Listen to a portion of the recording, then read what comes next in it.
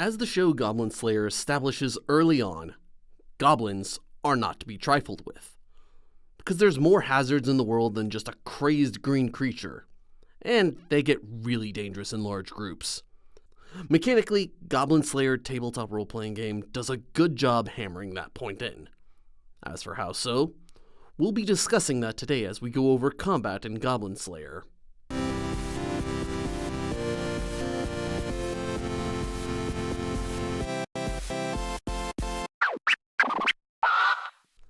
The basic mechanic of Goblin Slayer follows rolling 2d6, adding all relevant modifiers, and comparing it to a target number. Almost every dice roll follows this formula. 2d6 plus a base score, plus a relevant class level, plus a skill bonus, plus probably some other bonuses.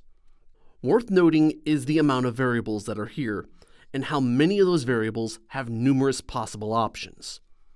Basic scores alone have a total of 12 options, as a combination of 4 primary scores and 3 secondary scores.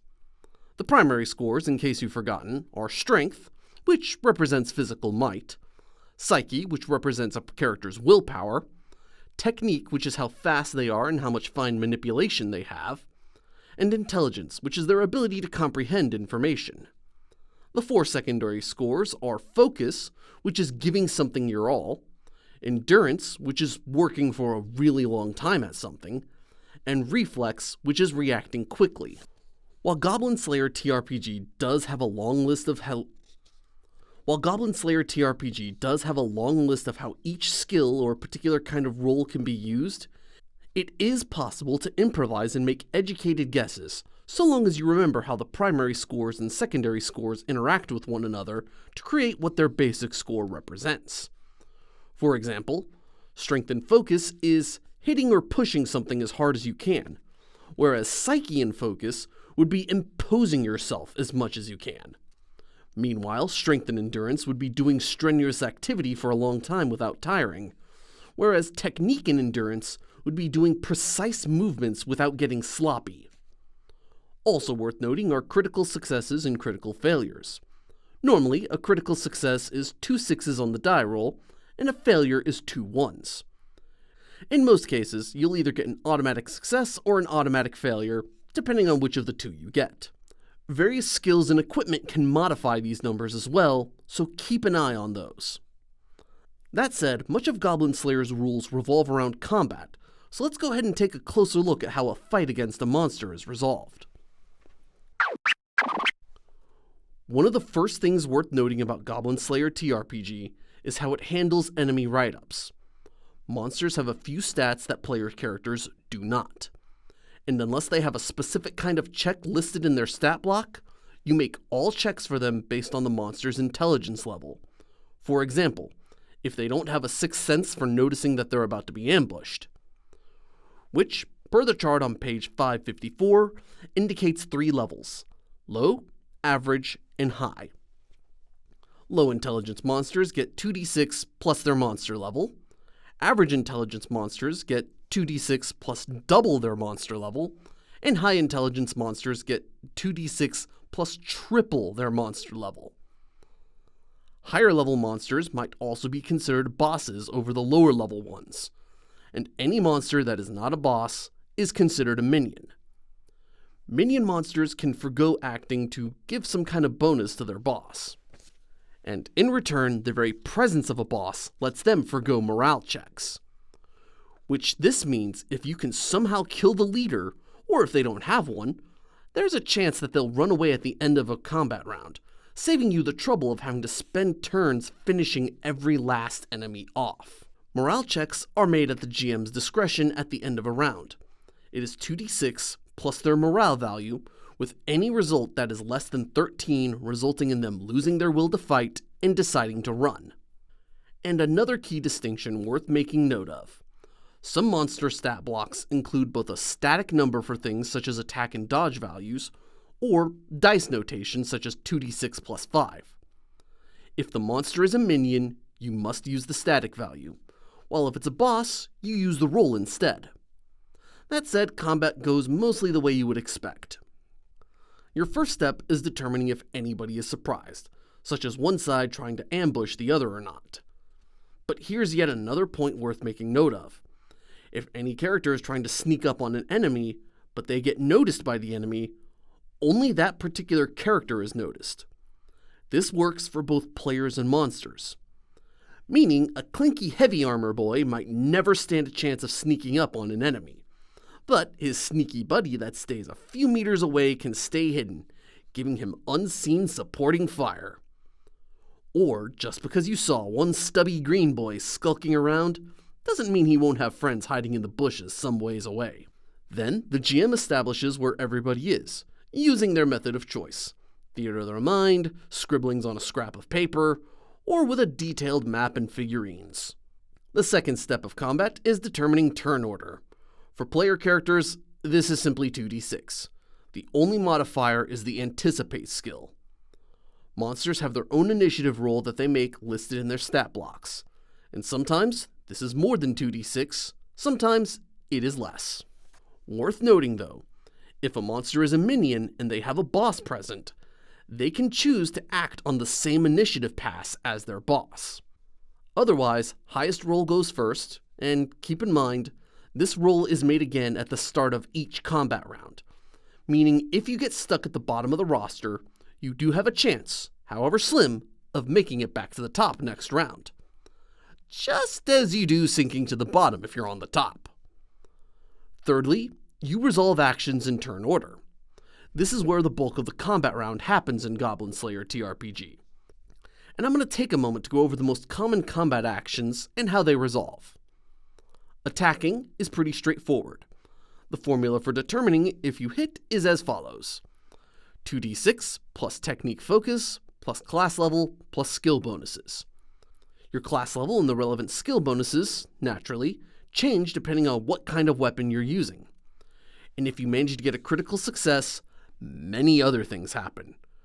First, you automatically succeed and your opponent cannot defend in any way except with a critical success of their own, and you also count up your total and add 5 to it. And of course, when you hit, you roll on the critical hit table. This plus 5 is important for reasons I'll explain in a moment. When rolling to defend, you must first decide if you're going to dodge or block.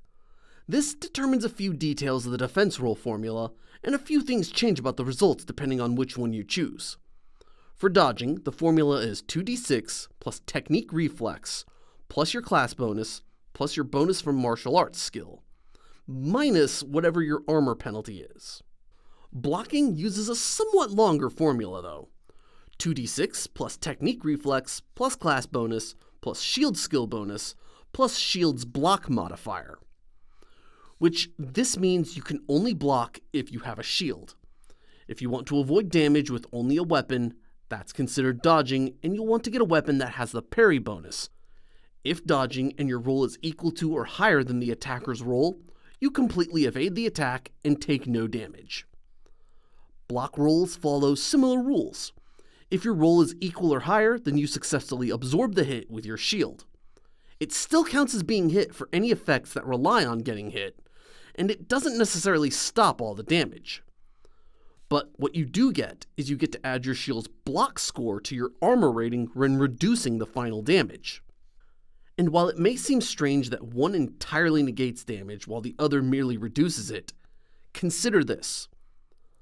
Bonuses to block are easier to come by than bonuses to dodge, and heavy armor also gives penalties to dodge, making it less reliable anyways. So you may as well instead opt to have a greater chance at damage reduction. In either case, a critical success on your defense roll completely negates damage, even if the attacker also rolls a critical success. But if you critical fail, that gives the attacker an automatic critical hit. This was a lot, so if you need a reminder, check page 192 to see the attack and defense flowchart, and be sure to print a copy of it if you need to. If an attack roll succeeds, you then move on to finding out its effective rating. Most often, this is just what the final result was, though sub-weapons can be used with skills that improve the effective rating. Per the chart on page 194, every 5 points or so greater than 10 of effective rating increases the damage by 1d6. Which the total damage you'll do follows this formula: the weapon's power, plus the class level that you're using, plus the effective rating bonus, plus any skill bonuses you have. This, of course, is reduced by the target's armor and any successful block checks they make. And if you want another flowchart, check page 197 for damage resolution. Spellcasting is one of the more straightforward parts of this section. Depending on your spell system that you're using, the score you use will be different, but the formula for the spellcasting generally remains the same. 2d6 plus your spellcasting score, 2d6 plus your spellcasting score, plus your class bonuses, plus any skill bonuses. If your result is equal to or greater than the difficulty of the spell works and its effects carry out as normal. In some cases, the target of your spell is permitted to make a spell resistance check to avoid or reduce the effects. And if you get a critical success, the spell automatically goes off and can only be negated with a critical success from the defender. Also, you add 5 to the final result. Much like in attacking, that last part is important, because much like weapon attacks, spells can be more or less effective depending on the end result. So keep in mind the specifics of how your spells handles all those details. Movement also has some important minutiae attached to it as well in Goblin Slayer TRPG. Particularly, in some circumstances, you can move further than your normal movement rate, though it'll impose certain penalties depending on how far and what else you're trying to do. This section is already getting a bit long, so just keep in mind that ranged attacks are generally much more harshly penalized for movement. Also, hostile characters can obstruct movement. There's no attacks of opportunity in this game like in Dungeons & Dragons. Instead, you have movement obstruction checks, where you can be stopped by getting too close to an enemy. But this is also a knife that cuts both ways. You can keep your squishier teammates safe by obstructing anybody who would try to get near them. And after everybody has had their main action, you go through a final cleanup phase. This is where spell effects end, a morale check is made for minions with no boss, and last, player characters take a point of attrition and possibly fatigue.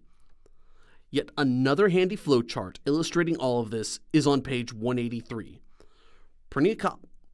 Go ahead and print a copy of it, place it on your game table, and use a little token on whichever step you're on if you have trouble keeping track of where you are through all this. Your life force is a measure of how much damage you can take, measured in wounds. When the amount of wounds you take is equal to double your life force, you're dead. But this doesn't mean you're still good to go just because you can take one more wound before dying. When wounds is equal to your life force, every point of attrition you take causes you to gain 1 point of fatigue as well.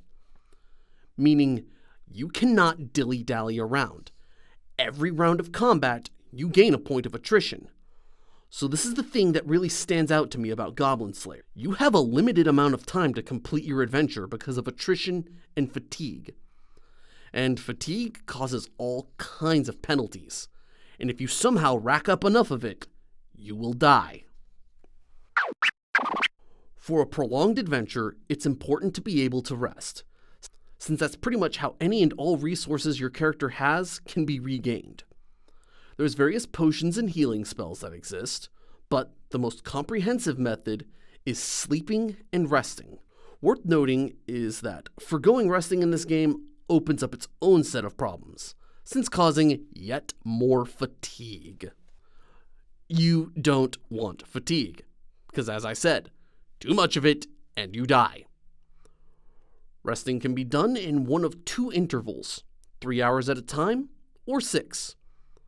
The benefits of resting 3 hours is your fatigue is reduced by 1d3 and your attrition is reduced by 3 points. Meanwhile, a 6-hour rest is much more effective. Your wounds are reduced by half your life force, you reduce your fatigue by 2d3 plus 1, and you reduce your attrition by 10 points. Plus, all your spell uses are regained. But you can only reap the benefits of resting for up to 6 hours a day. So if you can, go for all 6 hours in one go. But do keep in mind, a lot can happen in 6 hours, especially if you're unconscious for it. Goblin Slayer TRPG is a massive balancing act of your resources. You have to end enemies quickly because you will wear out eventually.